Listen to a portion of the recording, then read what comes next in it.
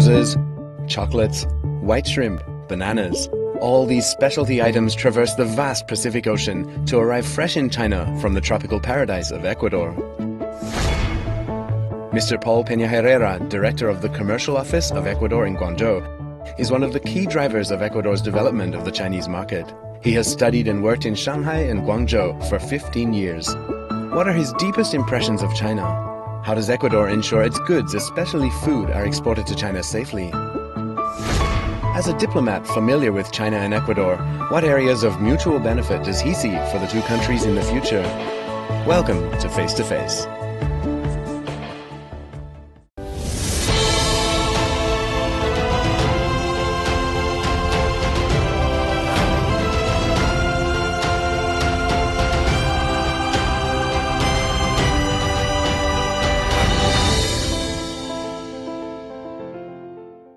After receiving your Master of International Finance at the Shanghai University of Finance and Economics, you spent 9 years working here in Guangzhou. Because of that, you must really know your way around China. So what elements of the traditional wisdom have impressed you among the Chinese people? I have been in China for many years. It has been the best years of my life, I would say. And I have been impressed on how China have developed during these 15 years that I am here, and during the 30 years that have been open to the world. So it's really impressive to see all the hard work, all the consistency that they have on all the projects. So it has been really impressive for me. So we are trying to have the opportunity to learn about all these good things that China has been showing to the world during all these years, and trying to bring some of our high quality products to this market, because the consumers here are also wishing to have all these good products from all over the world. So I can say that I have been impressed of all the good work and leadership that China has had during all these years. Okay, yeah, leadership is important, and hard work. I think you can see that almost just everybody in this society is working hard to improve their own lives and give a better future for their families. Yeah, it's really good to see. And I'm sure that you've also noticed a lot of details about everyday life, especially here in Guangzhou, because you've spent such a long time here. Do you often go to the tea houses and have yum cha? Yes, of course. It's part of the life here in Guangzhou, and it's very nice to be in touch with the locals, the local people, with some friends that I have from Guangzhou. In Ecuador, we have a wide community of Chinese people that have been there for many years, and they open many restaurants there. So, and the people that migrate to Ecuador are from the Guangdong province and also from Fujian province. So in the Chinese restaurants back in Ecuador, you find some flavors that you can find here in the local restaurants. So, yeah. I saw on the display outside there's some Ecuadorian products which look very much like Chinese products, like some soy sauce. Yes, that's correct. That's correct. Soybean paste. Yeah. There's some Chinese entrepreneurs that they went back to Ecuador, and they opened some companies that are producing this kind of products, as they have a market also to sell. We have instant noodles, we have soy sauce, we have many other vinegars and different sauces that are back to the Chinese cuisine. So we use it also in our gastronomy, let's say. Has any part of you changed in the time that you've been here? I think my life has changed during all these years that I am here. I came here to study first, and of course when you first arrive to China, you have to get used to all the cultural differences that we might have. But I get used to the system very fast. I get used to the culture very fast, to the food, to the people. So I have many friends, many Chinese friends back in Shanghai when I was studying there, here in Guangzhou, and in every place that I visit due to my work, I found people that are very friendly, very open, that are willing to know more about Ecuador, that are willing to taste our products, that are willing to know more about my country. So I'm very pleased about that. Yeah, that's important. If people keep an open mind, then there's much more opportunity to share and grow together. That's correct. Yeah, that's really good. Yeah. And have you picked up some Cantonese while you were here? Well, just to say doce. Doce, okay. And, we were guessing maybe you could say Haosaile. Lei Hou. Lei Hou, okay, not bad. Cantonese is very difficult, by the way. Oh, yeah. Yeah. I agree. I can speak some Putonghua, but the Cantonese is really difficult, but it sounds really nice. That's okay. You get a chance to show off your Putonghua later. Okay.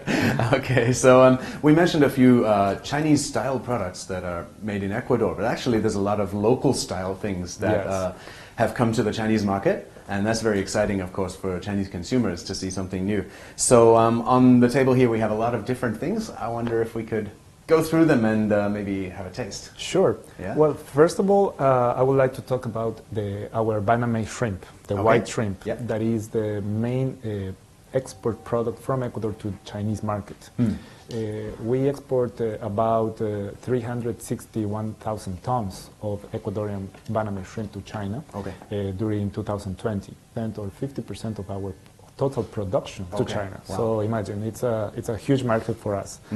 And also the banana is one of our main export products. We are the main exporter in the world of Cavendish banana, and we are exporting to China about more than 400,000 tons during the year. Unfortunately, in the table we don't have banana and shrimp, but I wanted to mention that because are our main products, let's say. Well, these are probably the two that the Chinese consumers are most familiar with. That's correct. Yeah, that's correct. So if you go to the supermarket or you open the online platforms, you are able to find Ecuadorian banana or Ecuadorian shrimp.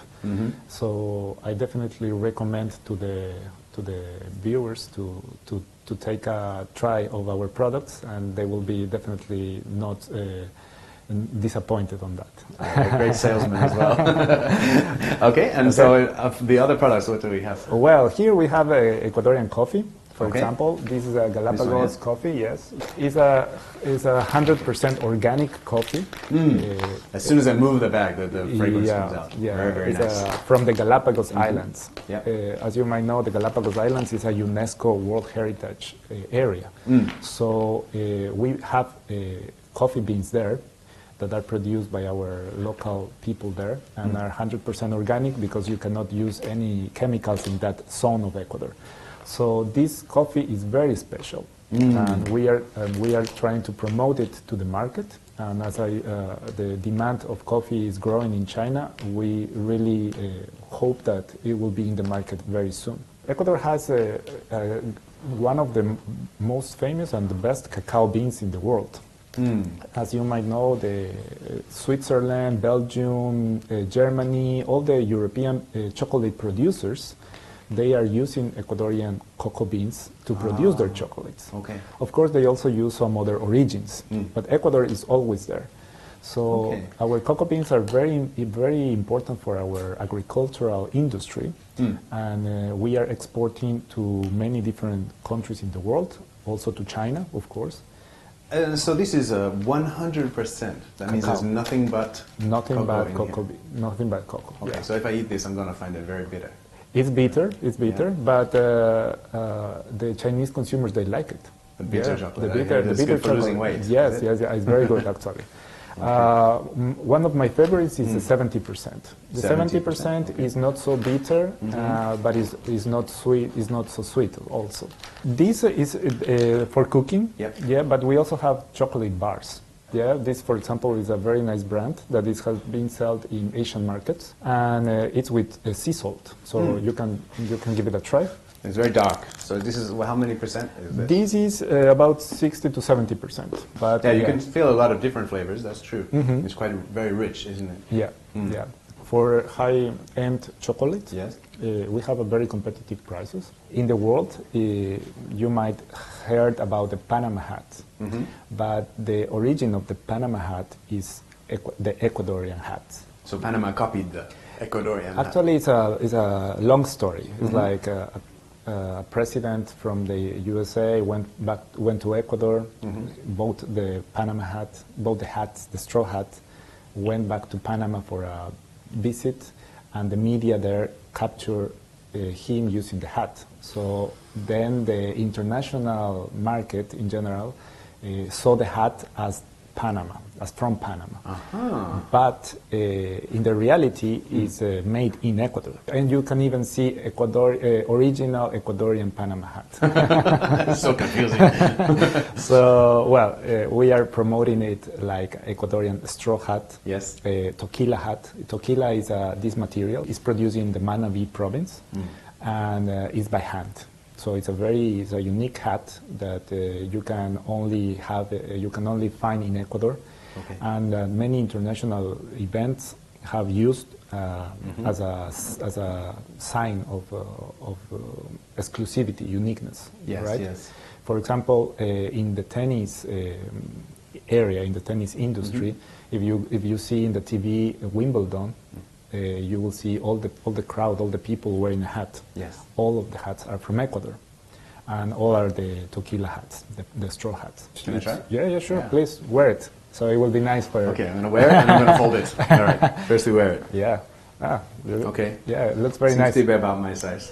Yeah. And also on the table, other than the hat, we have something else very beautiful. Yes. Ecuadorian roses. The roses. Yeah, of and these course. are not just any roses. I noticed that the colors are very similar to the These are with flag. with the colors of our flag. Yeah. These are preserved roses. They can last for 3 to 5 years without any water, without any sunlight. Ecuador is also exporting fresh roses and fresh flowers. It takes about 3 days to arrive from Ecuador to China. But the important thing of our roses is that the stems are very thick, so it protects them during the whole way. And even though they fly 3 days, they can last for 2 more weeks. While other roses from other origins probably will last for maximum 1 week. So we've seen a lot of different colored roses that have been produced, and they're naturally grown in the different colors. But this seems very unnatural. Is it dyed into this color, or some of it is real? No, actually, the preserved roses normally are white color. White. Okay. Yes, normally are white color, and then after the process, they absorb colors. They are not painted. They absorb the color. Oh, they absorb through the stem. Yeah. Oh wow. Yeah. So it's a whole process that you have a white rose with the stem, fresh rose, and then after the process you make them absorb colors. Our companies are developing this industry in a very positive way. So we are exporting to many markets, of course, and China is very important also for us. Well, you know, China has 2 or maybe 3 Valentine's Days Yes, every year, yes. so The high it's a good season, market. yeah. A good market for these roses. Yeah, I of think. course. No, Yeah. the high seasons are all the Valentine's Day that we have here. But also for the fresh roses, because the fresh roses are very important also in these occasions. Absolutely. Yeah. Yeah, you see the prices go through the roof at that time. So if you Of guys course. can send a little bit more, we would appreciate it. Yes, actually, well, it's a very tight season. Yeah. Different markets, they are needing big volumes. So so the Chinese importers, they have to go first to try to get all the roses from Ecuador in that moment. With all of these products, and especially we could talk about the shrimps again, and the other kind of fresh produce, because we all know with the pandemic, everyone's being very careful with with virus prevention. Sure. What steps have been taken in Ecuador and in the line of shipment to make sure that the products that arrive over here are safe for everybody? Yeah, well, actually, Ecuador is taking all the safety and biosecurity process and measures, procedures that we need in order to export our products worldwide. So our government has been taking this very seriously.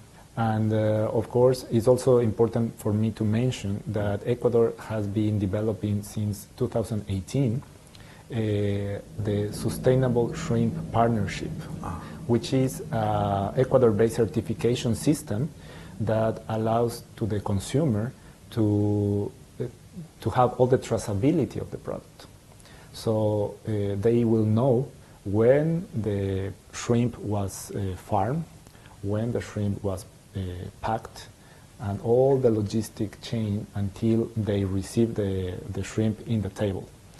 Ecuador is the only country in the world to have this kind of certification. Through a QR code, the consumer can search all the way of the shrimp back to the farm.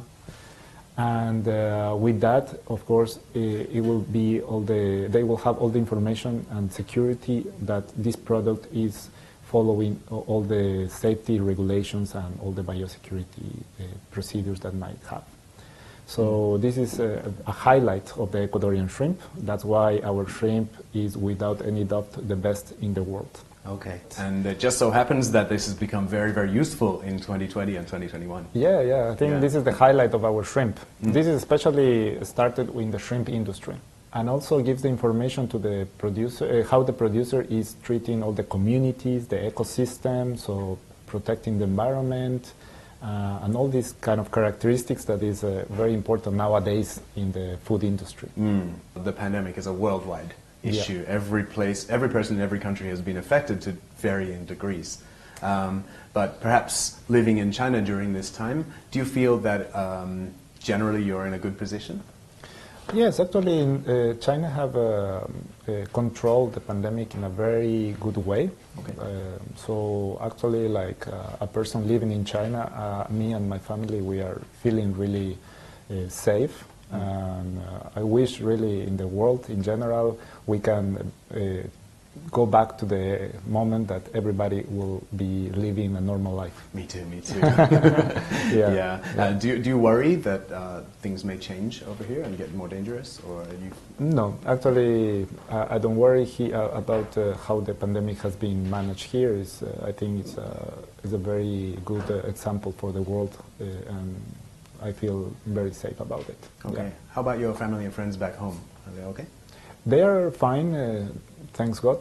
Of course, many people in the world has been affected, but at least my close family and friends, with good luck, we haven't got any bad situations. Yeah. And may it stay that way. Yeah, thank you. Okay. 激荡风云，影响世界，360度全媒体，尽在香港卫视。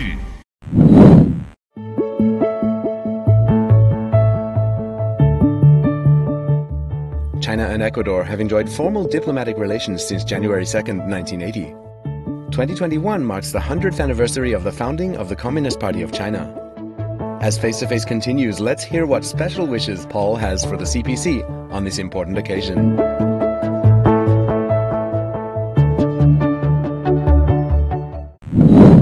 The year 2021 is very significant, being the centenary of the founding of the Communist Party of China and the beginning of a new stage in the battle to eradicate poverty and build a moderately prosperous society. So could you discuss your views on the CPC and its 100 years, and do you have a message of congratulations or best wishes that you would like to share? Yeah, well, as I mentioned before, for me it has been 15 of my best years of my life. So I am very honored to be in China. I'm very honored to be serving my country in China, and to have been expecting and watching how's the development during all these years. So of course it's a hard work and great leadership from the Communist Party, which I really congratulate during this 100th anniversary.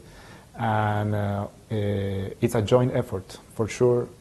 No government can be successful if the people don't follow and don't take this leadership as their own objective. So it's a joint effort between the Communist Party and all the Chinese citizens. So I really congratulate all of them, and I wish that Ecuador and China will continue having a deep friendship and a very strong bilateral relations during the coming years. I'm sure that the relations will grow stronger and stronger, Yes. especially in the terms of the products available and the business relationship. Sure. So what would you like to see in China's future? Well, I cannot imagine how many things are coming. All the technology that you are able to see and to use in your daily life, it's very interesting for me. So I think China has, of course, many opportunities to keep growing. They have all the capacity in terms of human resources, in terms of technology and development, that I'm sure the great things are coming for China and for the world, because China has been now a great partner for many, many countries in the world. Okay, yeah, I think it's a very interesting transition that we've seen from a few decades ago, seeing China as a kind of a backward place that had been left behind by the world in some sense, to now, in a lot of fields, they've become the world leader, or they come to the very front of the line, and they're pushing human achievements ahead. Yes. Yeah, so I think that's a very interesting change that we've seen. What do you see as the world may benefit from this change in China? Well, I think it's important to mention the Belt and Road Initiative, that China is has been the leader of this initiative. So Ecuador joined the initiative in 2018, and we strongly believe that it's a very good opportunity for both countries to have benefits and to have a greater cooperation in terms of trade and investment and tourism. Ecuador is a country that is supporting the initiative, and of course I think that it will benefit our trade relationship. We hope to bring more products from Ecuador to China, and we hope that more Chinese companies can go abroad and can go to invest in Latin America, go to invest in Ecuador, and bring mutual cooperation and mutual development for both countries. Yeah, absolutely. The trade and the investment are both very important for increasing the scale of the win-win relationships. That's correct. Yeah. That's correct.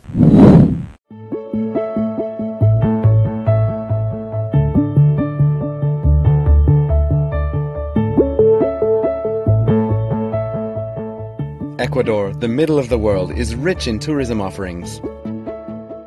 Rich cultural and geographical features abound within its small area, as well as some of the largest climatic and biological diversity anywhere on Earth.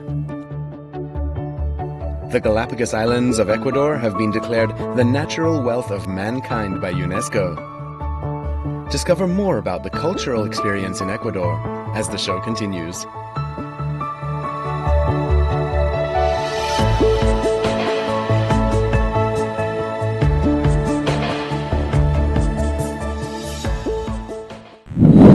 Even though right now the international movement of people is largely restricted, the trend toward greater integration between countries remains strong. So once the pandemic comes to a close, which parts of your country would you recommend for me and my Chinese friends to visit? Ecuador is one of the most mega-diverse countries in the world. So this already says a lot. If you go to Ecuador, you are able to visit many different regions. We have 4 regions in the country. Each region has different climates, different environments, different culture, different gastronomy. So you are able to really feel and experience many different nice things during your visit. Let's start with the Andes region. The Andes region, more than our nice products that you have tried today, we have beautiful mountains. We have cultural and heritage cities, like many years of culture and very important edifications, let's say, that people really enjoy when they go. We also have the middle of the world. So if you visit Quito, for example, our capital city, you can go to the middle of the world monument to be able to see the latitude 0.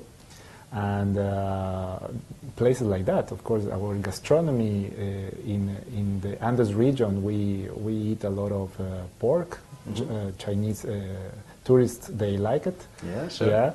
But maybe it's barbecue pork? It's barbecue pork, and we have also a lot of potatoes, Andes products, grains. We have many of these. So yeah, it's a very nice region to visit. By car, you can reach the Pacific Ocean area, where you have plenty of beaches that you can visit, you can enjoy, you can swim, you can do some water sports. You can see whales. Oh, yeah. It's beautiful.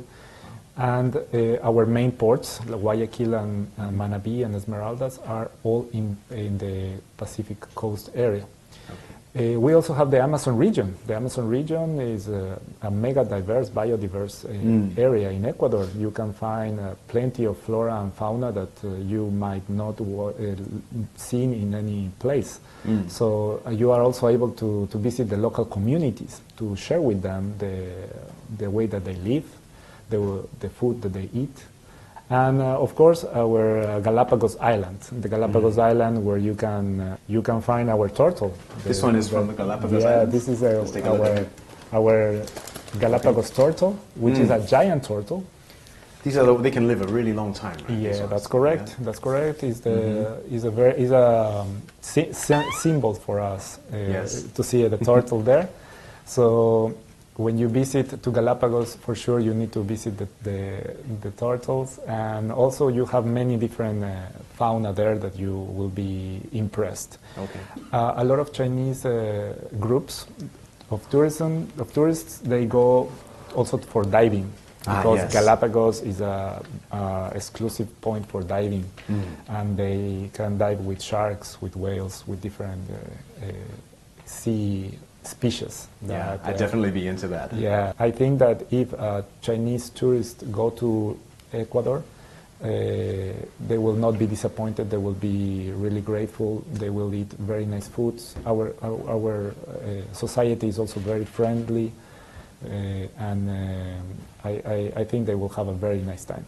It sounds very promising, and I can't wait to take some Chinese friends to visit. Yes. Okay, so as far as we understand, your Mandarin is much better than your Cantonese. Well, than my Cantonese, yes. Yes, okay. Maybe as good as your English? I'm not sure. No, I don't think so. No, that's okay. So I wonder if you could look into this camera and give a greeting to the global Chinese community in Chinese. Okay, well. 大家好，我叫彭保罗，我是厄瓜多尔驻广州总领事馆的商务参赞。